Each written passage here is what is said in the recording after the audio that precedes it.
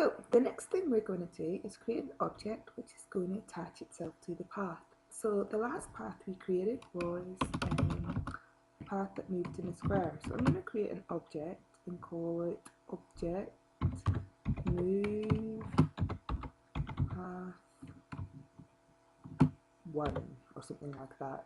You can call it whatever you like. Now we're going to create a new sprite for this, just a really simple circle. So if you click on new and then edit sprite and then file new, let's just make it 16 times 16 like we normally do, and then zoom in, and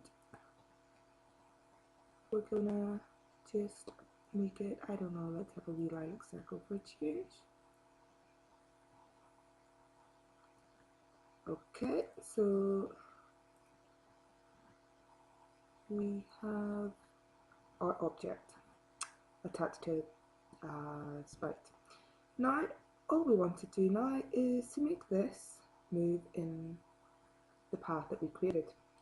So create a create event and then scroll over to paths, and here we're going to set the path. So the path that we just created last time was called path move square. So set that. Now you need to give it a speed. So 1 will move slowly, 10 will move very fast. I'm just going to set mine at 2. You need to decide, do you want that to stop what comes to the end of the path, or do you want it to continue? I'm just going to say continue. Continue from the start. Now the setting here where it says relative or absolute, do you want it to move according to where it is, or according to where the object is, or according to actually when you set the path where it actually is? We want it to be where it actually, the way we actually set it out on the screen. So set it to absolute here. Now these are all the settings you need.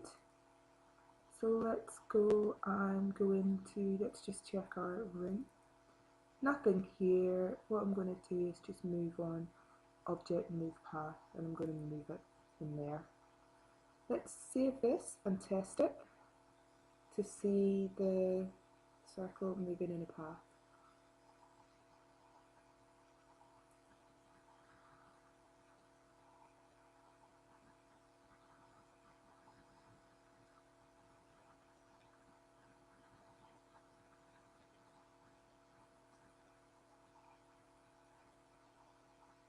And there is our circle moving in the square path. When it gets to the start, it should continue again.